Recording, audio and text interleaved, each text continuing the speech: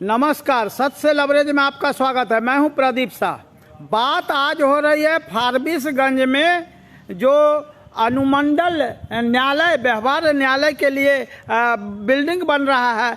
पिछले 2 वर्षों से ये तकरीबन 17,27,32,532 रुपया की लागत से जो ये बिल्डिंग बन रहा है और इसकी कार्य समाप्ति की अवधि 18 माह थी, लेकिन यह कार्य समाप्ति की अवधि समाप्त हो गई है, लेकिन कार्य पूरा नहीं हुआ। ये जो फारबिसगंज में कोर्ट भवन का निर्माण कार्य है ये अब तक पूरा नहीं हुआ है, लेकिन संभावना है कि अगले दिसंबर माह में किसी भी दिन इस फारबिसगंज में अनुमंडलीय न्यायालय प्रारंभ हो सकता है। अनुमंडलीय व्यवहार न्यायालय का हाजत भवन बनकर तैयार है, अनुमंडलीय व्यवहार न्यायालय का एमिनिटी भवन बनकर तैयार है और सामने सड़क भी तैयार है। ये फायर फाइटिंग से 37 स्थानों पर जो पॉइंट बनाए गए हैं ये भी अब ट्रायल किया जा रहा है आज।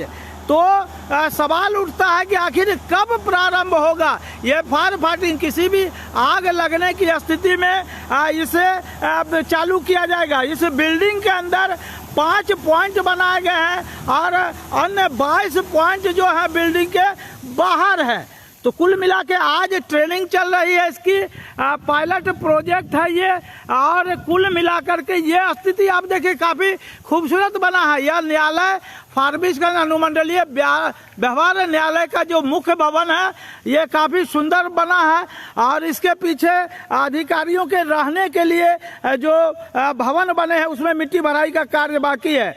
अभी हमारे सामने जो अनुमंडलीय न्यायालय में कार्यरत अधिवक्ता के संघ है, बार एसोसिएशन के महासचिव हैं और अन्य अधिवक्ता हैं, उनसे पूछते हैं कि क्या है स्थिति। राजेश चंद्र वर्मा जी, ये न्यायालय के लिए जो संघ है, दोनों संघ अनुमंडलीय बार एसोसिएशन और एडवोकेट एसोसिएशन, दोनों के प्रतिनिधियों ने काफी लंबी लड़ाई लड़ी है हाईकोर्ट में और माननीय हाईकोर्ट के निर्देश के बाद फारबिसगंज में अनुमंडलीय व्यवहार न्यायालय का कार्य प्रारंभ हुआ है। क्या लगता है अभी हाल में आप लोगों ने इस लड़ाई का कोई रुख आगे बढ़ाया है? दिनांक 2/11/22 को बार एसोसिएशन फारबिसगंज की ओर से माननीय मुख्य न्यायाधीश उच्च न्यायालय पटना एवं प्रतिलिपि इसकी माननीय जिला एवं सत्र न्यायालय अररिया को भेजी गई, जिसमें फारबिसगंज अनुमंडलीय व्यवहार न्यायालय के कार्यारंभ करने का गुहार लगाया गया है। तो इस चलिए शिवानंद मेहता जी से पूछते हैं, महासचिव हैं ये, क्या आपके डीजे अररिया से कोई बात हुई इस संदर्भ में? हाँ, 7 तारीख को 7/11 को हम लोग एक प्रतिनिधि मंडल लेके डीजे साहब से मिलने के लिए गए थे और वहाँ बहुत अच्छी बात हुई उनसे। उनका कहना हुआ कि देखिए सारा चीज़ तो ठीक है, सिर्फ मिट्टी भराई का काम, जो अफसर कॉलोनी अफसर का जो क्वार्टर बना है उसके आगे में मिट्टी भराई का काम और शोलिंग का काम, ये 2 चीज़ हो जाएगा। उसके बाद हम पुराने बिल्डिंग जो कि रिपेयरिंग करके, नहीं कोई समय सीमा निर्धारित की गई है? हाँ, उसके बाद उन्होंने कहा क्या कि जैसे मिट्टी की भराई हो जाएगी उसके बाद हम लोग उद्घाटन करेंगे पुराने बिल्डिंग में। अनुमंडल में जो बिल्डिंग है जिसका रिपेयरिंग में लगभग 50 लाख रुपया का खर्चा हुआ है, उसमें प्रारंभ कर देंगे 2 कोर्ट, मुंसफ और सब जज का, और वही देखेंगे तो वो उसकी कोई अनुमानित या संभावित तिथि उन्होंने बताया है? उन्होंने कहा कि दिसंबर तक, लगभग दिसंबर तक ये काम पूरा हो जाएगा। तो डिस्ट्रिक्ट जज अररिया पुष्प कमल दीक्षित ने संघ 5 सदस्यीय जो अनुमंडल व्यवहार न्यायालय में कार्यरत वकील है दोनों संघ के, उनको ये आश्वासन दिया कि दिसंबर में किसी भी वक्त जो व्यवहार न्यायालय का कार्यारंभ किया जाएगा। लेकिन ये जो लंबी लड़ाई लड़ी गई है उसके संदर्भ में आइए चलिए जानते हैं राजेश चंद्र वर्मा से कि क्या कैसे लड़ाई लड़ी और कैसे अब आप सफलता के मोड़ पर पहुंचने जा रहे हैं। वर्ष 1990-91 में तत्कालीन बिहार सरकार के द्वारा बिहार में लगभग 105 अनुमंडल का सृजन किया गया, जिसमें फारबिसगंज अनुमंडल भी, जो कि भारत नेपाल सीमा से लगा अनुमंडल है, का सृजन हुआ और घोषणा की गई, नोटिफिकेशन हुआ।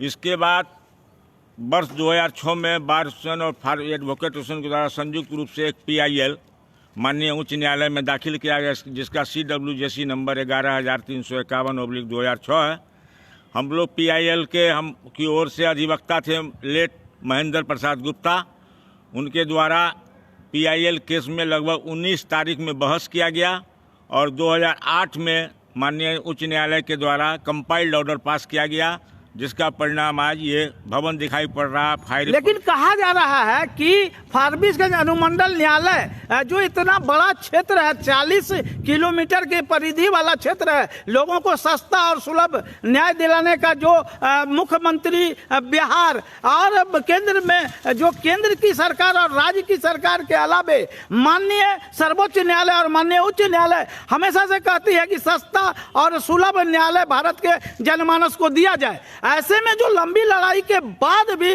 न्यायालय प्रारंभ होने में वहां की स्थिति है, इसके लिए आप किसको जिम्मेदार मानते हैं? एक मिनट इसमें बोलना चाहेंगे। वर्ष 2008 में माननीय उच्च न्यायालय के स्वीकृति सहमति से विधि विभाग बिहार के द्वारा एक पत्र भेजा गया कि फारबिसगंज अनुमंडल में व्यवहार न्यायालय की स्थापना के लिए क्रमांक 5 पर यह चिन्हित है।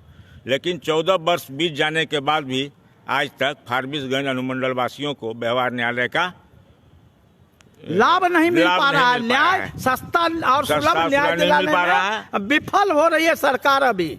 और लोगों को आज भी सुदूर क्षेत्रों लगभग 80 से 100 किलोमीटर की दूरी में अररिया जाना पड़ रहा है। और फारबिसगंज अनुमंडल न्यायालय के कार्यारंभ होने के लिए हमारे महासचिव ने बताया ही चिन्हित भवन जो है जिला प्रशासन के द्वारा उपलब्ध कराया चिन्हित भवन, जिसमें 50 लाख रुपए खर्च आया है। माननीय जिला अनुसत न्यायाधीश महोदय के द्वारा बताया गया है तत्काल उसी भवन में एक मुंसफ और एक सब जज को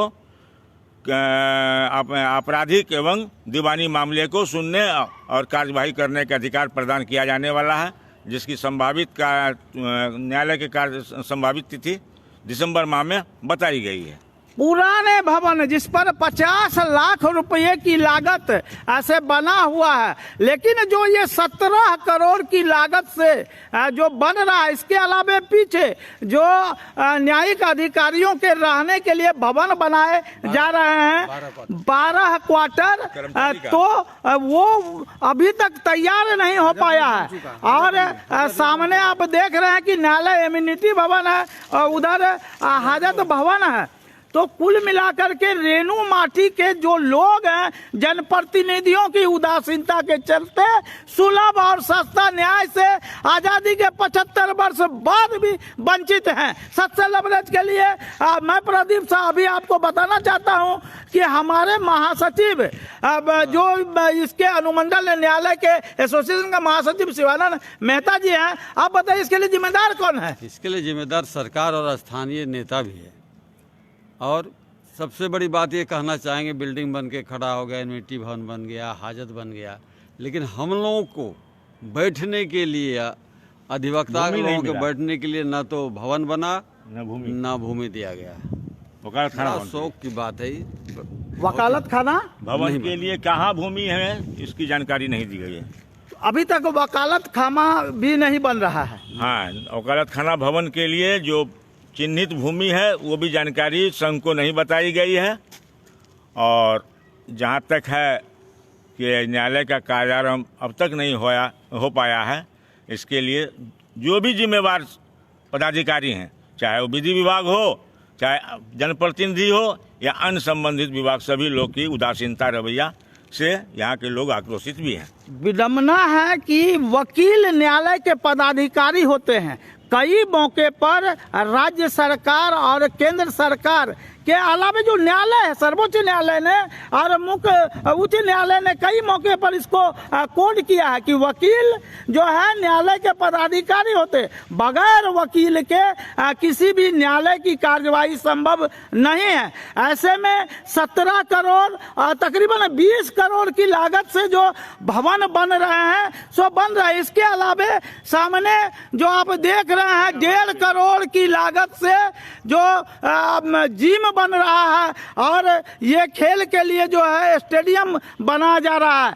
तो ये भी पदाधिकारियों के लाभ के लिए, लेकिन उन वकीलों, उन बेचारे काले कोट वाले वकीलों के लिए अभी तक वकालत खाना कहाँ बनेगा, न उसकी योजना बनाई गई है, न जगह चिन्हित किए गए हैं। ऐसे में ये सौतेला व्यवहार हो रहा है वकीलों के साथ। आम लोगों के साथ तो जो हो रहा है सो काफी कई दशकों से हो रहा है। रेणु माटी के भोले भाले लोग छले जा रहे हैं।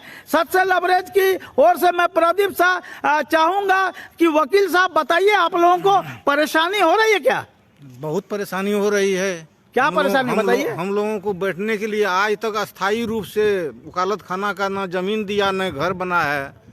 अनुमंडल न्यायालय बना कब? इस संबंध में टीन का सेट बना के हम लोग रह रहे हैं। हम लोग अपने संघ से ऐसा किसी लगा- तरह से जो है पैसा निकासी करके जो भी था फंड सब लगा दिए। टीन का सेट बना के हम लोग 5 वर्ष से विगत रह रहे हैं।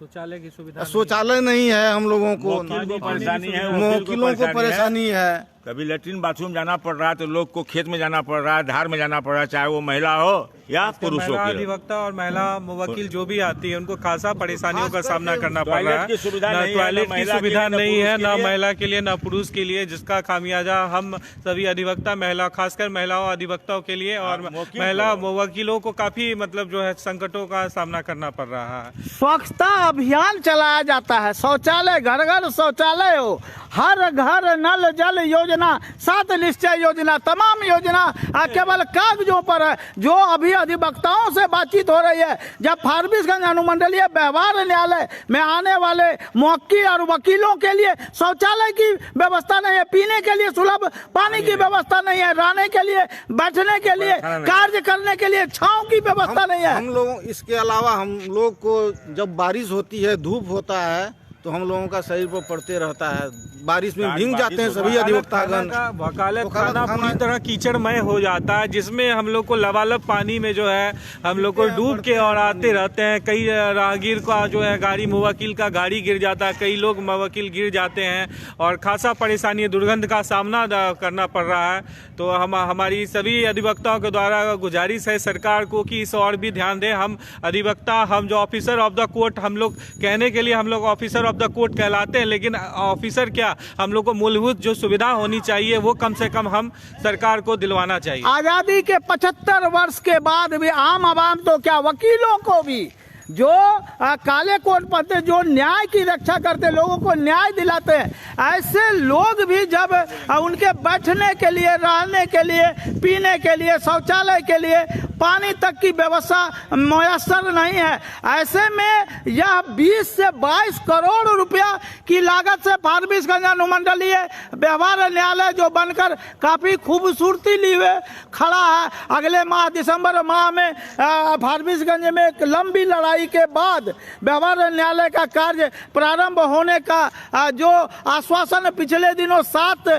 दिसंबर को अररिया के 7 नवंबर को अररिया के जिला एवं सत्र न्यायाधीश पुष्प कमल दीक्षित ने प्रतिनिधि मंडल को दिया है। ये खुशी की बात है कि यहाँ अनुमंडल व्यवहार न्यायालय प्रारंभ होने के कगार पर खड़ा है, लेकिन इसके साथ ही साथ जो वकीलों की और मुवक्किलों की जो समस्याएं हैं, मूलभूत समस्या, इसकी ओर भी सरकार को ध्यान देना चाहिए। सत्य से लबरेज की कोशिश है कि रेणु माटी क्षेत्र में विश्व प्रसिद्ध आंचलिक कथाकार स्वर्गीय फणीश्वर नाथ रेणु के क्षेत्र में कम से कम सस्ता और सुलभ न्याय दिलाने की कोशिश जो है वो उसको अमली जामा पहनाया जा सके। उम्मीद करते हैं कि वर्ष 2022 के में ही इसको प्रारंभ कर दिया जाएगा। हालांकि फारबिसगंज वासियों के लिए खूब खबरी और भी है कि फारबिसगंज सहरसा जो पिछले 14 वर्षों से